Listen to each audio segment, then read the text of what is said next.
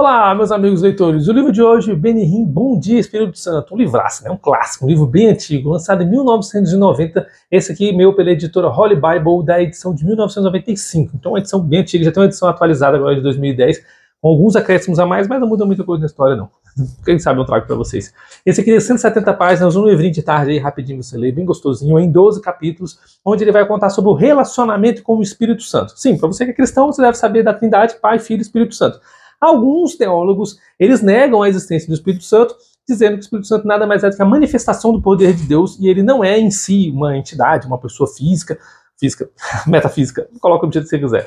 Mas alguns teólogos dizem que simplesmente existe uma dualidade, Pai e Filho, e não o Espírito Santo. E o Benihim, ele acredita justamente no oposto. Ele acredita que sim, o Espírito Santo é uma pessoa física, tangível, não palpável, mas sensível porque você pode sentir, você pode conversar, e de fato ele acaba conversando com ele. É sobre isso que esse livro trata. Se você quiser conhecer mais sobre esse livro, é aqui mesmo que você está no lugar certo. Eu leio esse tipo de livro que a gente lê de tudo e conversa com a gente o que é bom e por que você deve ler. Para você ter uma opinião justamente desse tipo de pessoa que acredita na Trindade. Eu acredito no Espírito Santo e acho interessante porque tem poucos livros falando sobre isso, mas independente da minha opinião ou do que eu acredito, eu vou trazer o que está escrito no livro. No capítulo 1, ele vai perguntar se você pode realmente conhecer o Espírito Santo. Então ele vai contar um pouco da sua história ali em 1973, onde num culto que ele estava, uma mulher ali fervorosa fez vários milagres e maravilhas. Surdos começaram a ouvir, cadeirantes se levantaram, paralíticos começaram a andar. Pessoas com tumores no futuro relataram que foram curados ali naquele evento.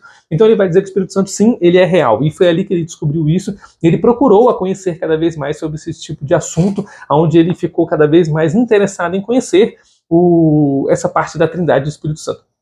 Ele então chegou em casa, depois desse evento, se ajoelhou e falou assim: Deus, eu quero ter essa intimidade, eu quero conhecer mais do Senhor, do teu Filho e do Espírito Santo. Eu não conheço, eu sou ignorante, eu sou leigo. E essa humildade, ela é muito importante para o cristão, para poder caminhar ele na sua fé.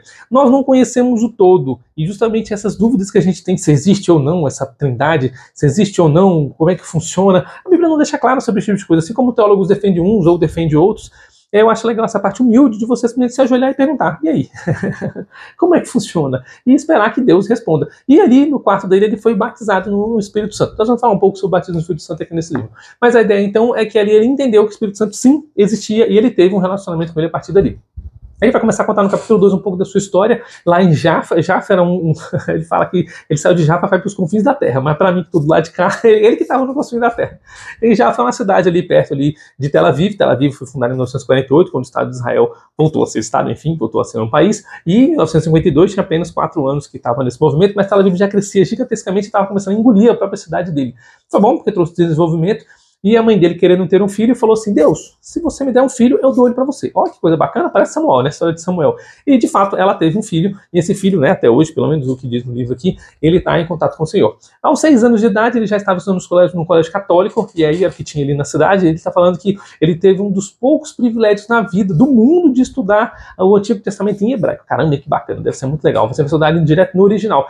E por mais que ele tivesse muita teologia, ele tinha pouca intimidade. Tanto que eu contei no começo para vocês aqui, 21 anos depois, quando ele teve o seu batismo no Espírito Santo. Por quê? Porque ele tinha conhecimento, mas não tinha intimidade. E isso, como o Paulo já falou, não significa nada, né? Conhecimento não significa nada perto da intimidade que você tem com Deus. É algo único, tudo bem, é algo pessoal. Então, nesse momento ali na Igreja Católica, ele orava bastante. Então a Igreja Católica, para quem conhece, tem ali as suas rezas fixas, né? Pai Nosso, Ave Maria, Credo e várias outras, mas ele diz que ele orava. Então ele já entendia o conceito ali de conversar com Deus além daquelas rezas fixas. Isso é bem interessante, porque ele está dizendo que ele já tinha ali uma intimidade, ele já queria ter um relacionamento com Deus, ali ele já buscava um relacionamento com Deus. Ele era uma pessoa um pouco isolada ali, não tinha muitos amigos, então ele acabava conversando com Deus, e isso é legal, ele procurou no lugar certo. Então ele vai falar que intimidade é como se fosse um cônjuge. Se você está casado com uma pessoa e você não conversa, você não sabe o que ela gosta, o que ela quer, você não tem intimidade, você não tem relacionamento, e a tendência é que ocorra o divórcio. E com Deus é a mesma coisa. Se você busca, se você quer, se você está indo de encontro com ele, então a consequência é você ter esse relacionamento. Aos 14 anos teve uma guerra lá em Israel, a Guerra dos 6 Dias, com o pessoal ao redor, e ele saiu fugido de lá da cidade junto com o pai dele, e nessa fuga eles foram parar no Canadá.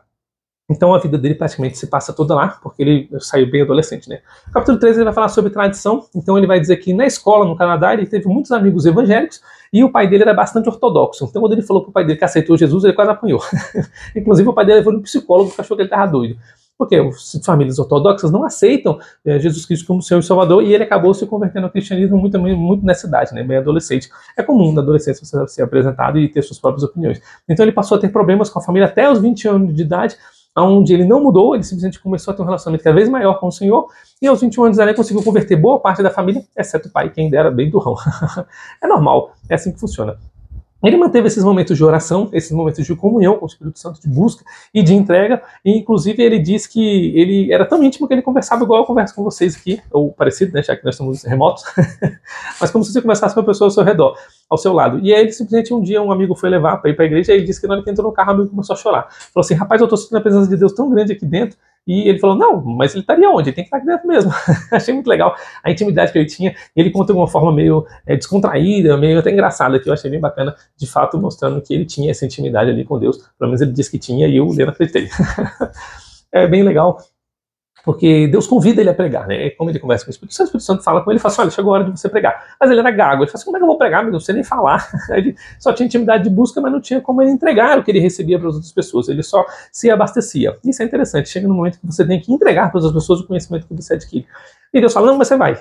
Ele fala assim, tá bom, eu vou, mas eu só vou se você for comigo. Então bora. É tipo um amigo, né? Achei muito legal o diálogo dele. Bora? Bora, então vamos, então partiu, e todo mundo vai.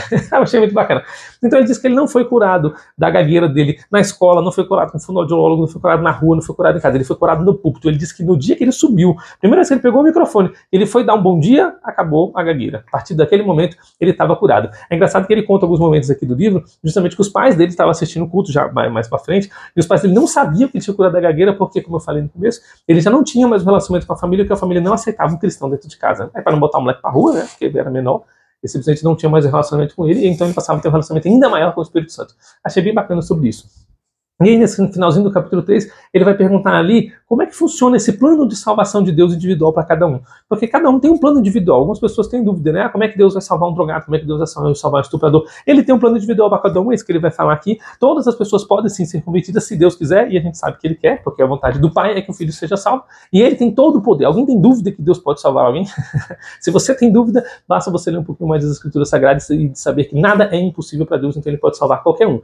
Mesmo os mais odiosos crimes que ele tenha cometido, Deus pode criar uma situação onde ele possa se converter e ser sarado. Assim como Benihim foi curado, foi também convertido e conheceu o Senhor, você também pode, qualquer pessoa pode. Basta você orar para aquela pessoa e deixar Deus agir. O nosso trabalho é só de comunicar. No capítulo 4 ele vai falar face a face, porque ele está perguntando quem é o Espírito Santo, né? Ele vai dizer que o Espírito Santo, então, ele é tão Deus quanto Deus, ele é tão Deus quanto Jesus. Ele nessa trindade, esses três aí, né, todo jeito tem muito essa questão do sincretismo ali de Roma, mas essa questão da trindade de ter três deuses em um e um ser três é um pouco confuso, mas de fato é o mesmo poder que um tem e o outro tem. Então, se o Deus merece ser adorado, Jesus merece ser adorado, ele está dizendo que o Espírito Santo também merece ser adorado, porque ele não é o terceiro da trindade. Não existe o terceiro, o segundo, o primeiro, não existe um maior do que o outro. Existe cada um dentro do seu atributo, cada um dentro da sua função. Então, Pai, Filho e Espírito Santo é uma pessoa só, e se ele é uma pessoa só, não tem como você adorar Deus sem adorar o Espírito, não tem como adorar o Espírito sem adorar Jesus, e assim vice-versa.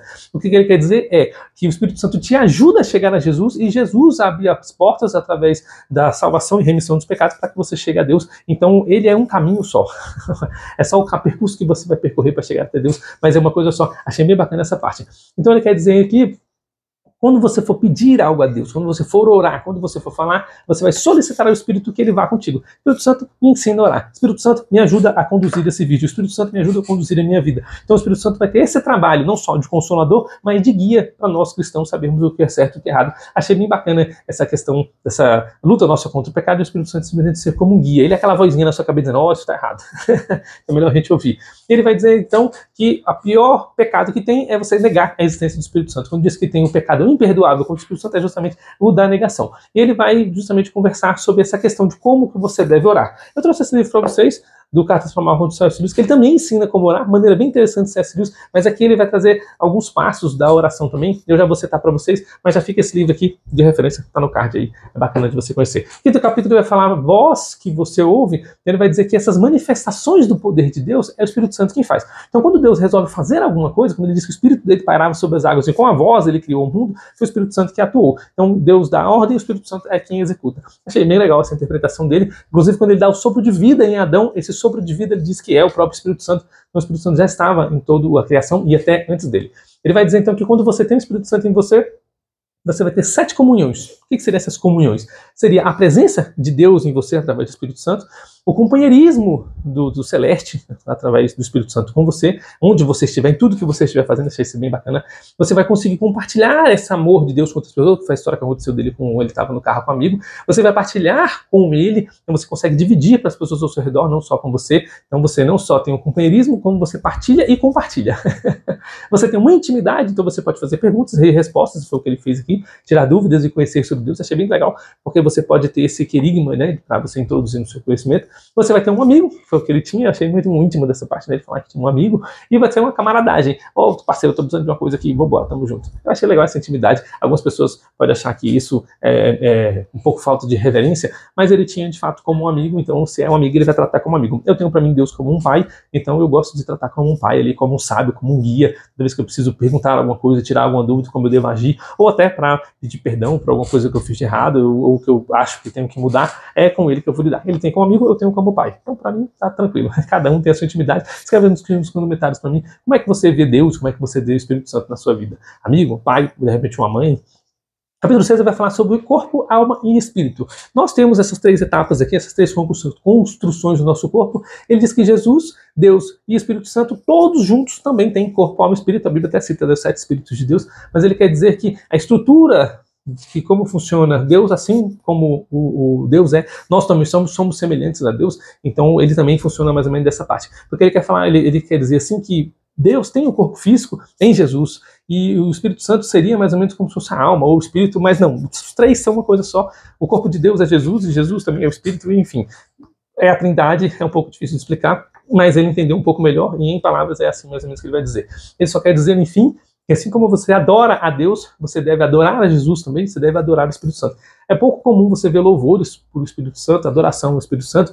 Ele diz que negligenciar isso é você negligenciar o agir de Deus na sua vida. Porque é através do Espírito Santo que Deus vai agir. Se você não acredita no agir de Deus na sua vida, você acredita que Deus pode fazer, mas não acredita pelo meio qual ele pode fazer, então não acontece. Ele vai falar bastante sobre isso aqui. O Espírito Santo é justamente esse agir de Deus, essa movimentação de Deus. Como que Deus vai fazer as coisas? Então você tem que crer que ele é capaz, e é o Espírito Santo que vai fazer por meio disso para a sua vida. Por isso que você deve orar ao Espírito Santo. Então se você não quiser orar diretamente ao Espírito Santo, peça ajuda a ele, já que ele é o Consolador, ele que vai ser o nosso guia. Então espera o Espírito Santo, me ensina como pedir a Deus, me instrua como devo falar, me ajude como eu devo proceder na situação. Então, fica mais tranquilo. Você não precisa pedir diretamente, caso você tenha dúvidas. No capítulo 7, ele vai falar vento para as suas velas. Ele vai dizer que quando você for cheio do Espírito Santo, você vai ter uma mudança na sua atitude e você vai ter uma mudança na sua forma de agir. Não só na atitude, na forma de agir é a mesma coisa, né? Mas o que eu quero dizer é que quem tem o coração amargo vai passar a ter um coração doce, porque a pessoa com o coração amargo não tem o Espírito Santo. Um sinal de que uma pessoa tem o Espírito Santo é justamente o amor ao próximo. E quando você tem um coração amargo, um coração crítico, um coração ruim, é porque você não tem o Espírito Santo no seu coração. E isso eu vou deixar uma frase no short para você sobre isso que ele explica aqui. Por que você identifica as pessoas assim? Porque você sabe como falar e com quem você vai falar. Quando você encontra um irmão em Cristo, você sabe que aquela pessoa tem o amor, o perdão, a sinceridade. Então você vai chegar com essa pessoa já o Espírito Santo falando com o outro, ou mesmo, né? Mas quando ele não tem, então é um bom caminho para você chegar e dividir com ele essa alegria que a gente tem de servir ao nosso Senhor. Ele vai falar então os 7 passos da oração, como você vai fazer uma oração. Não é que essa sua oração vai ter mais eficácia, mas é a oração que ele construiu aqui através do conhecimento que ele tem com o Espírito Santo. Ele vai dizer que o primeiro passo é uma confissão. Vai começar falando dos seus erros, dos seus pecados, das suas falhas, é se confessar para que você possa já seguir para o próximo passo um pouco mais santificado. Afinal de contas, não somos santos, mas podemos ser santificados mediante o sangue de Cristo. O segundo passo seria a súplica, você de fato pedir o que você quer pedir, e aí fica aquela dica do Espírito Santo te ajudar a pedir. O terceiro passo é a adoração. Adoração não é dizer como Deus é, porque ele já sabe o que ele é, mas o que ele é para você e o que Deus significa para você. Isso é a adoração. Você não precisa dizer para o seu cônjuge que ele tem cabeça, ombro, joelho e pé, mas você vai dizer o que ele significa para você, qual a importância dele na sua vida. Isso é a adoração.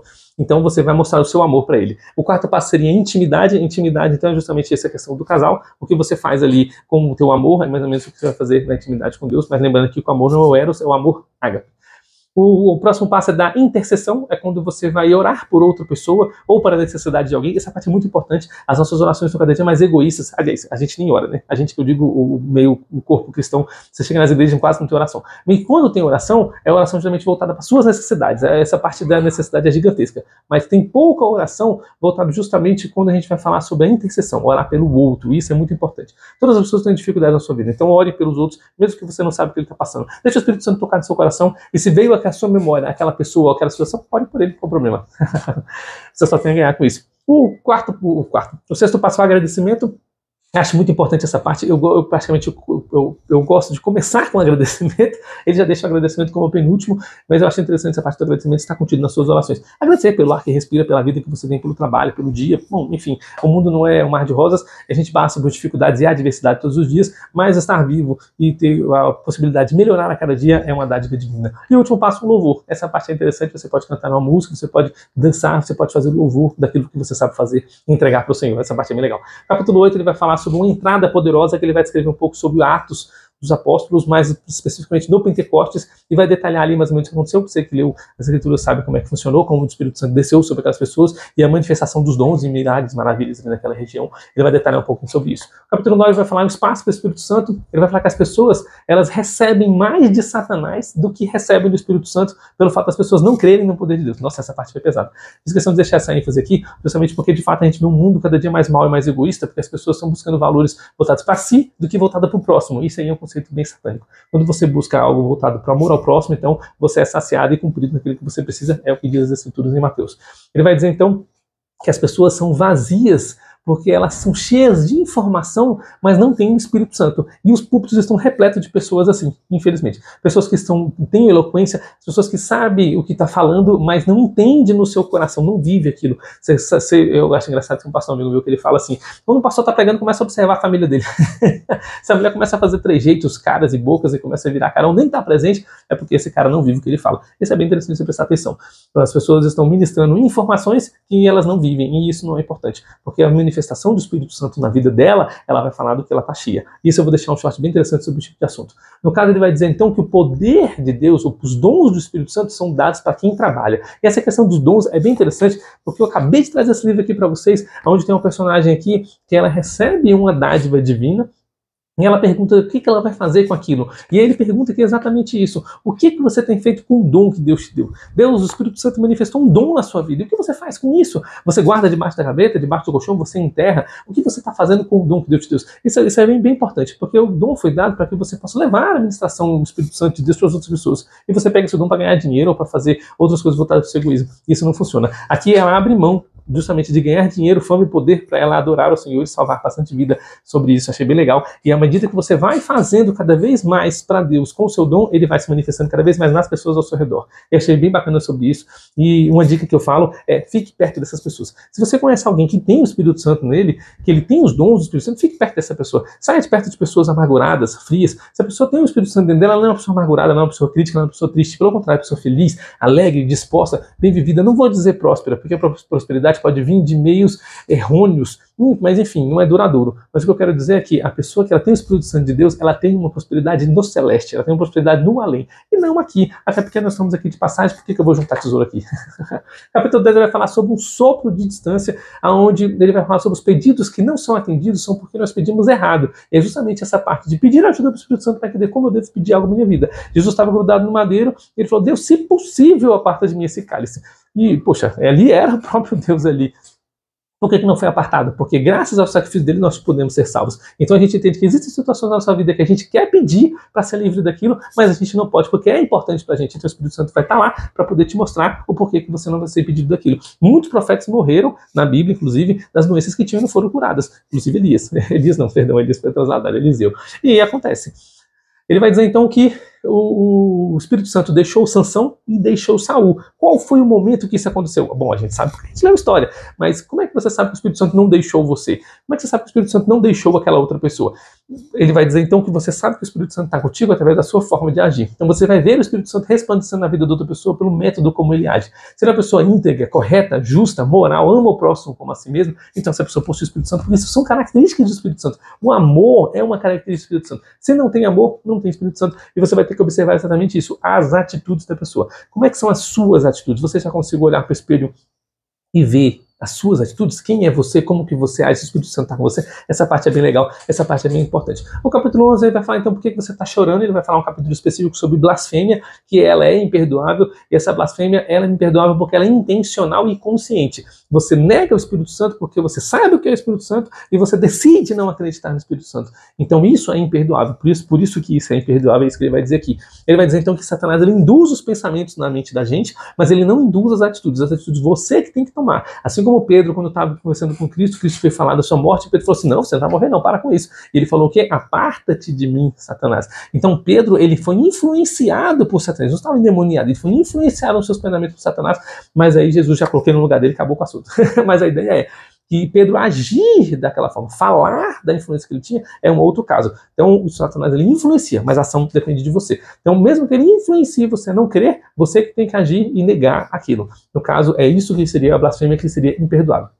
No último capítulo vai falar do céu na terra, então ele vai pedir para o Espírito Santo, ele vai pedir para você, que você pede para o Espírito Santo para conhecer a Jesus. É o capítulo mais interessante, porque essa parte é bem legal de você solicitar ao Espírito Santo, se ele é a representação de Deus na terra. Jesus foi para o céu e deixou ele aqui conosco, a gente entende que Deus é onipresente dessa forma, porque o Espírito Santo está aqui, então nós devemos pedir para ele para conhecer a Jesus. O Espírito Santo de Deus revela os segredos de Jesus para nós, nos mostra Jesus para que nós possamos conhecê-lo, andar com ele, ter intimidade com ele, ser amigo, pai, filho, o que for, a intimidade que você quiser ter. É essa súplica que você tem que ter. Mas antes disso, com certeza, você vai ter que aceitar Jesus como Senhor e Salvador. E aí no finalzinho do livro, então, ele faz esse apelo. Se você ainda não aceitou Jesus, você pode na sua casa, da sua maneira, do seu jeito, no seu quarto, sozinho, feliz que ele recebeu o Espírito, pedir para Deus, Senhor, eu quero te conhecer. Jesus Cristo faz parte da minha vida. Eu aceito o Senhor como Senhor, o Salvador na minha vida. Essa é a parte mais importante. Depois que você aceita Jesus como seu único Senhor e Salvador, e você diz essas palavras, você tem o Espírito Santo na sua vida,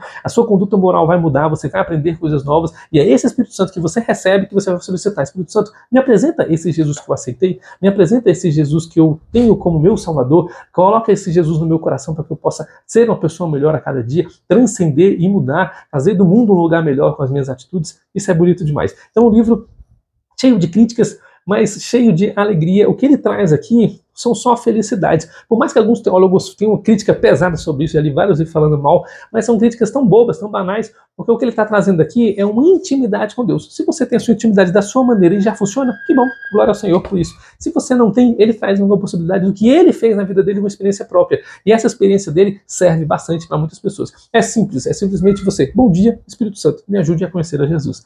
Bem legal, bem bacana. No epílogozinho lá no final, ele vai contar que o Espírito Santo na nossa vida faz com que os nossos egos morram. Esse nossos egos é justamente você vai deixar de pensar mais em você e pensar no próximo. Eu gostei muito desse epílogozinho.